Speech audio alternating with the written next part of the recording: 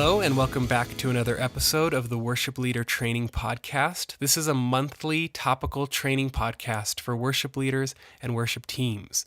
And the reason it's monthly as opposed to weekly is because I would rather give you one super solid, in-depth, high-quality, practical, helpful episode a month instead of 4 kind of decent ones. And I need time to do that, and I also want to respect your time. I'd rather give you one great episode a month that you can chew on and think about instead of fill up your podcast queue and you have to feel like you have to rush through all this content. I want to give you some free space and some mental space to focus on your own projects and your own ministries and your own families. So that's why it's monthly, and it's topical because I really have a desire to create an archive of relevant, easily searchable themes that'll be helpful, particularly for new worship leaders, but even for veteran worship leaders who are kind of wrestling with a specific topic. I'd love for you to be able to look at the list of episodes and know exactly what you're going to get when you click that episode to listen. So I do enjoy listening to other podcasts that do artist interviews, but I only bring on an artist or a celebrity if I feel like they can address a specific topic in a helpful way. So now you know a little bit about what we're trying to do here. So welcome, especially if you're new, welcome. Today is episode 25 of the podcast, and we're going to be talking about 6 steps to help build an engaging worship set. And I think all of us who listen to this podcast want to see our churches engage more during musical worship, and I have found that song selection is very critical to seeing the kind of engagement that we want to see. So that's what we're going to talk about, and I'm excited to share this episode with you. But first, I'm super excited to share our first ever podcast sponsor. Now, here's my promise to you about sponsors. I promise to you that when I have a sponsor on the podcast, I will only ever bring you products that I personally use, that I personally love, and that I think will actually help you in your ministry. So I'm not going to just bring you stuff so that I can make money. I'm bringing you stuff that I really believe in and that I think will actually help you if you decide to use it. And that's exactly the case with our first sponsor, Core Sound Pads. Core Sound Pads is a new set of worship pads, you know, that ethereal sound that you hear in modern worship music, and they are incredible. I have used almost all of the available worship pads out there, and this set of worship pads that Core Sound has created is just fantastic. I've been using it for several weeks now, and they really fill out the sound of your worship team, and they kind of fill in the gaps and fill in the spaces. And the coolest thing I think about these pads is that Core Sound has created multiple styles of pads. So you get all the keys for each pad set, but each pad set has different textures and different feelings to them, so you really can bring out the uniqueness of each song. The best way I can explain this to you is just to have you click the link in the show notes that says video demo. Check it out, watch it, you'll see exactly why these are fantastic. It's totally free to try. And if you decide to buy the deluxe bundle, which has all the different various sounds, our listeners get an exclusive $20 off coupon.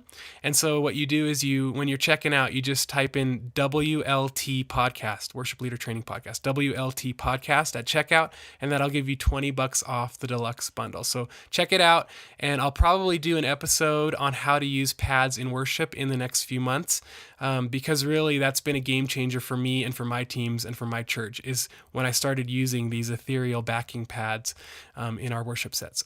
So that's it for today's sponsor. Check them out. Let's jump into our topic for today: 6 steps to crafting engaging worship sets.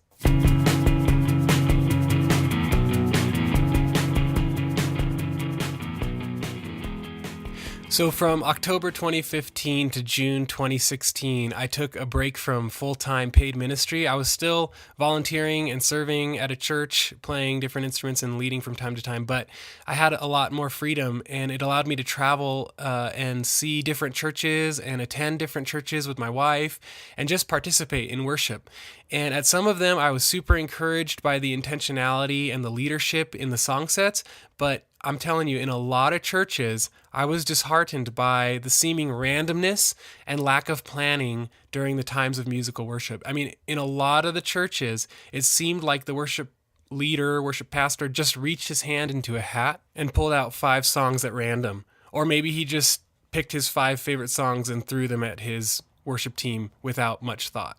Now, the interesting thing was engagement from the congregation at churches like this was very low. Even at big churches with great sound and epic production, the congregation just wasn't engaged. And if you're like me, you want to do your best to craft beautiful, engaging, worshipful, God-honoring sets. I mean, that's what we strive for. And so after visiting a couple churches like this, I decided to write an ebook to hopefully help worship leaders see more engagement in their churches through thoughtful set planning, because the songs that we choose and the order that they are in is probably one of the most important factors in constructing a powerful, engaging worship service. Songs well picked and songs well placed engage the whole person, the emotional side, the intellectual side, and the spiritual side. And so I have kind of put these 6 steps together as an attempt at that. And for some of you who are worship leaders who have been doing this for a long time, you might do these things intuitively. You may never have put words to it or kind of thought of it in a formula. You just kind of do these things naturally, and that's great. And I'm just going to be putting words to what you do each week. But for some of those of you who are newer at this thing called worship leading, this might be a new grid for you by which to think about song selection. So one last thing before we get into the 6 steps, there is a lot of content here, and I will try not to be boring. But if you are someone who would rather look at this with your eyes and kind of see the thought and the progression. This is from the ebook that I wrote called Crafting Incredible Worship Sets, and you can get it for free on my website. If you go to alexonmusic.com/books, it's free. You just got to enter your email. Or if you're like, I don't want you to have my email, Alex, because you're a creeper, then you can get it for 99 cents on Amazon, and I'll link both of those in the show notes. So, all right, let's get into the 6 steps. Steps 1 through 4 will be about song selection, and steps 5 and 6 will be about song order. Step number 1, pray. Before you start, stop, okay? So it's so important, and it seems so dumb to say it, but let's pray. Stop and ask God to guide you, because He knows what your people need to be singing that week. He knows what they've been going through. He knows the truths that they need to sink into their hearts. And so let Him guide you. And this is true whether you're picking your songs 4 weeks in advance or the day before rehearsal, although I don't recommend the latter. So pray, and don't underestimate the power of seeking the Holy Spirit's guidance to lead you to the right songs through this process. All right, step number 1, pray. Step number 2, determine the theme. Determine the theme. The most powerful and cohesive worship services have some sort of theme or a thread running through the entirety of the service. Don't just pick songs at random, and don't even just pick songs that you like and you're just like, I'm going to pick these 5 because I like these. No, ask God to lead you to a theme for that week. A common practice for worship leaders is to pick songs that correlate with the theme of the pastor's sermon. So team up with your pastor, get with him once a week, ask him for his sermons ahead of time, if possible. And if possible, ask him weeks in advance. What are you preaching on? At the very least, ask him for scripture passages that he'll be working out of ahead of time. At my current church, the pastors have a title and a passage for each week for the coming months. Okay, so they don't really know exactly where they're going to go in their sermon, but they have the passage, and the text of the passage is enough for me. So grab the passage, read through it, and kind of just start thinking about the major themes that you're seeing in the passage, because that'll probably come out in your pastor's sermon, and see which songs or themes come to your mind as you read it. Read it once, twice, 3 times, and then go look at your master song list and pick every song that has to do with that theme. Pick every song that fits with that passage. And again, not every song in your set list, your final set, your 5-song set, has to be 100% on point with the theme, because that would be near impossible. But having a couple of songs that correspond with the sermon really help things subconsciously click in your congregation's mind. So this is especially true for songs before the sermon or after the sermon. The closer you can get those songs in line with your pastor's theme, the better it's going to be for your church. And really the main idea here is just to be intentional that the songs you choose are thematically tying together and are leading people intellectually. The congregants should feel this sort of thematic progression. One thing I will say about this, and we talked about this in episode 23 with Bob Coughlin, that means that the songs that you choose need to have clear and comprehensible lyrics, not vague Christian phrases that many modern worship songs have leaned toward. So go check out episode 23 with Bob Coughlin if you're interested in that. But you got to have songs that really say something clearly if you're going to try to have a thematic progression through your set. And you might be saying, Alex, my pastor refuses to give me his sermon beforehand. And to that I say, I'm very sorry. That's like super hard. See if you can meet with him. See if you can compromise. At least ask him, Pastor, please, can I just have the passage for next Sunday? If you can just pick that ahead of time, that would help me so much to lead better. Just, tell him that your heart is to lead the church better and see if he's willing to help. If he will not cooperate, I know that many worship leaders adhere to kind of the Isaiah 6 method of song selection, where the songs move. Basically read the Isaiah 6 passage and look at his response of worship when he sees God. It moves from praise to confession to salvation to thanksgiving. So if your pastor won't give you sermon theme, use the Isaiah 6 method of song selection. That might be a help to you. But the main point of step 2 is to be intentional in having your songs thematically tied together. And that leads us to step 3. Step 3 of crafting an engaging song set for your congregation is know your audience. Step 3 is know your audience. So by the end of step 2, you've kind of looked at all these songs. You've got maybe 50 songs that fit your theme. But by the time you get through step 3 and 4, that number is going to be way knocked down. Because as you look at all the songs from step 2, now picture your audience. Ask yourself the question, who am I leading? What is their age? Okay, like are they 50, 60, 70 primarily, or are they 15, 20, 25 primarily? What is their age? What is their stylistic preference? What are they facing in their lives right now? Where is our church at in its journey? What do we need to be singing as a church? What songs do they already know and love and connect with? Because your congregation should determine your song choice, okay? A small church of 50 to 60-year-olds in the rural Midwest farming town somewhere probably isn't going to connect very well with the Hillsong Young and Free song. Even though that very same song worked awesome at youth camp last week, it's not going to connect with the 50, 60, or 70-year-olds in your small rural church, So picture the congregation and ask the question, how can I best serve this group of people through the songs that I choose? That's step 3, know your audience. And step 4 is a corollary to step 3, know your band. Know your band. Because not all bands can pull off all songs.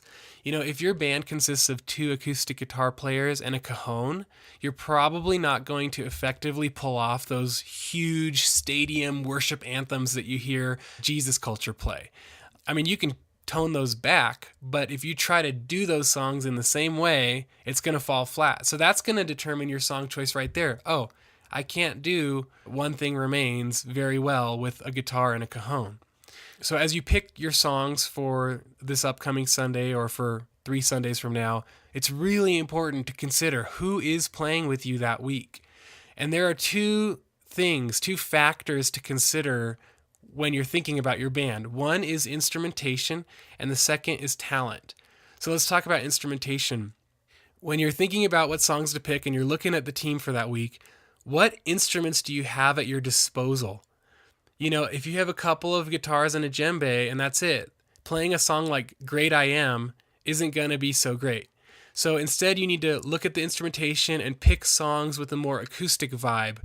But on the other hand, if you look at your team and you're like, wow, look at all these instruments I have at my disposal. I've got this huge team, 2 electric guitars, a synth, a piano, a drummer, and a percussionist.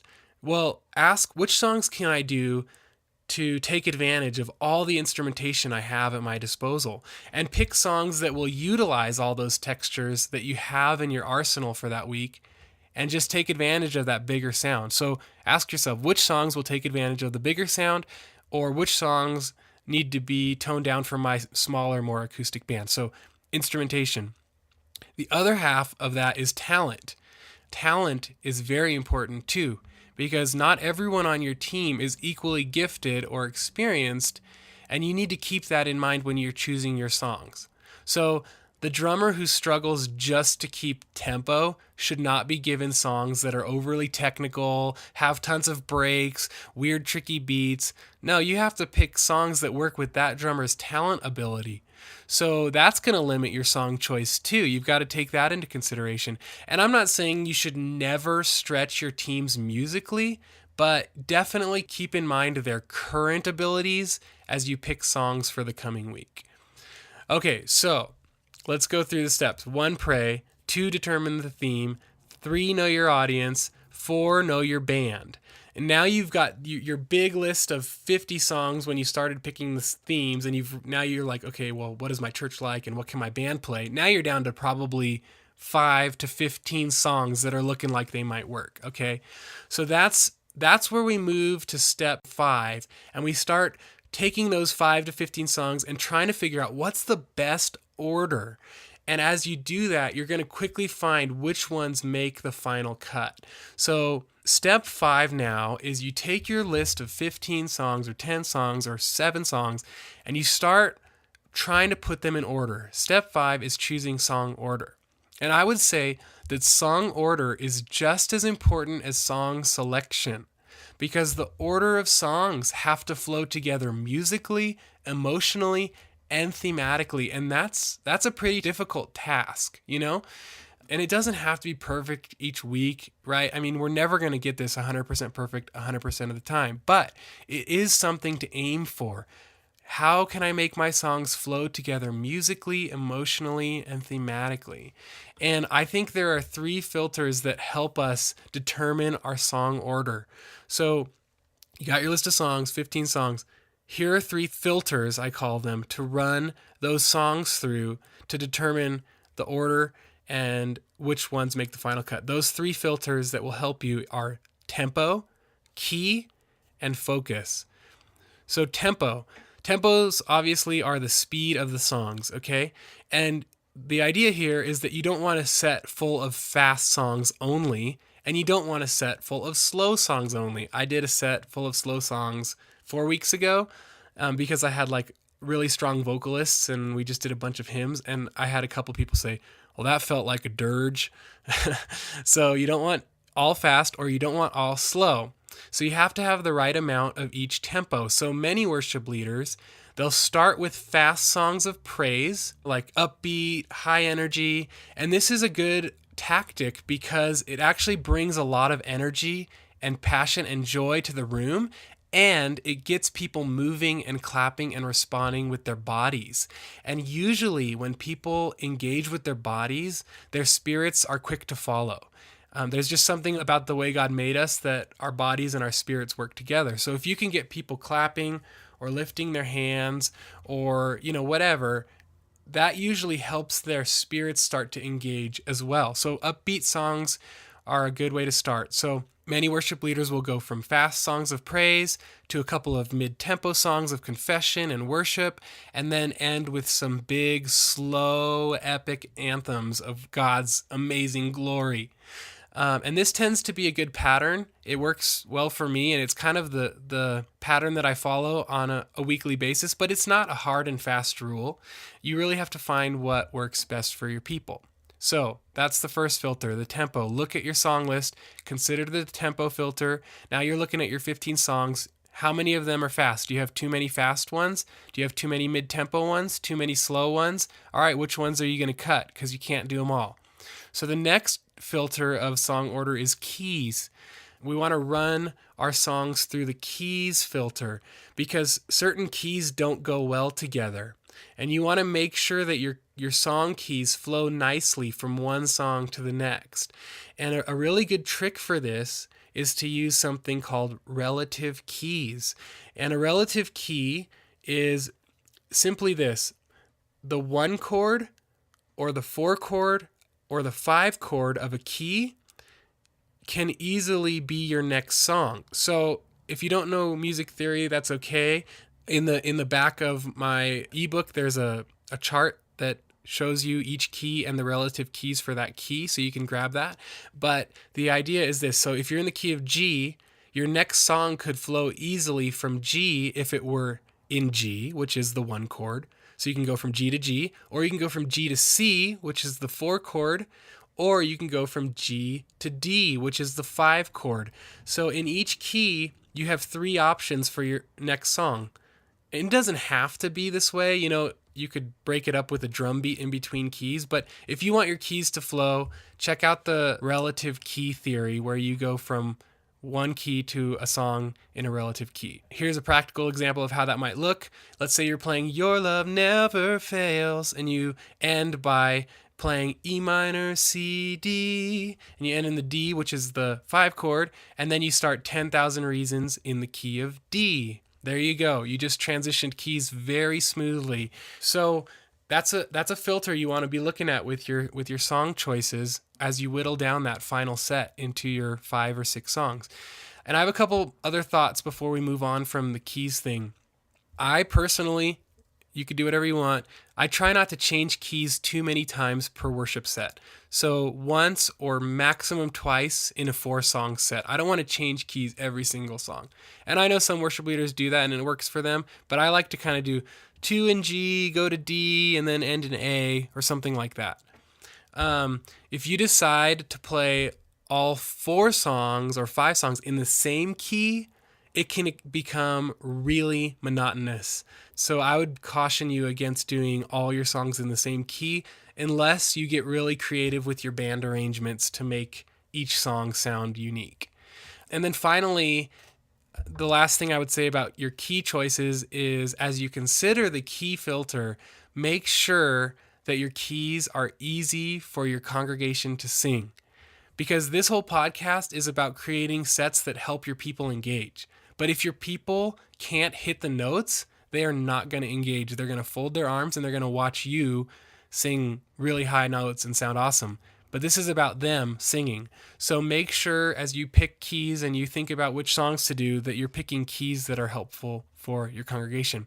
All right, the final filter then in your song order is the focus filter. And what I mean by this is I have found it good to end with strong, God-focused songs of adoration.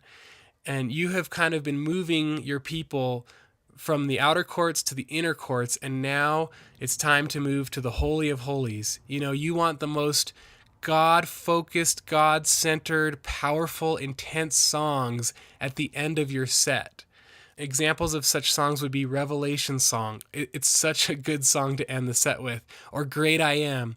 Holy, holy, God Almighty, great I am. That's so God-focused. Or Jesus Paid It All. You sing all about what he did for you, and then you sing, oh, praise the one who paid my debt.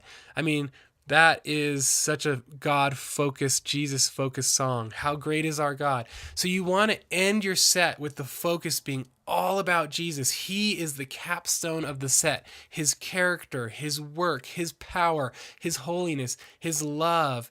It captivates us.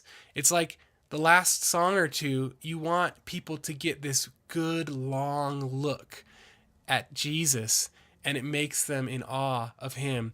And I've found that ending your sets with God-centered songs really helps bring a sense of completion to the worship experience. It's like this, we just saw the King. We just worshiped him. So as you're putting your songs in order, I would encourage you to end with God-centered, God-focused songs. So those are the 3 filters to help you determine song order: tempo, key, and focus. And I'll say something real quick. Those aren't necessarily filters that you're doing in a specific order. they're kind of all happening simultaneously as you puzzle piece this thing together. It's not like first I do tempo, then I do key, then I do focus. No, it's really kind of happening all at once. And I'll also say, as you put your final set together, don't forget all of the other elements you have at your disposal. For example, tags from other songs. Why don't you stick a tag in between two songs? Or scripture readings, or ancient creeds, or corporate readings, or times of reflection, or communion, prayer, or even videos. So, don't just stick to songs. If you want, use these other things that can really enhance your worship time. Okay, so now you've got your set in order, and we move to the very last step in this process. The final step to crafting an engaging worship set is to plan your transitions. And I would say that this is so important because if things don't flow well, it'll rip your people out of the moment. You know what I mean? We want to eliminate as many distractions as humanly possible so we can help people focus on Jesus. Like, we don't want to be fumbling from one song or one service element to the next because we didn't practice it enough or we didn't put enough thought into it. We don't want to do that. You don't want to be having your church wait around while you adjust your capo or you tune or you move your sheet music. If you use sheet music, then get a music stand extender. They're $20. You can lay all your songs out and you can see them in order and you don't have to fumble with paper in between songs. Or if you need to put on a capo or tune, then have the piano player start or have the drummer and the bass player start. Just think about, how am I going to get from one song to the next smoothly without distracting my congregation? And this is where those worship pads that I talked about at the beginning, that is a great way to eliminate awkward silence between songs because it keeps the atmosphere in between songs or while you're praying. The main point here, again, is just think about your transitions and then practice them. And we have a whole episode on transitions, why they matter, and how to master them. That's episode 10. So if you're interested, go check that out. But don't neglect thinking through your transitions and practice them. So at rehearsal with your band, run through the transitions until things flow seamlessly and your band is comfortable.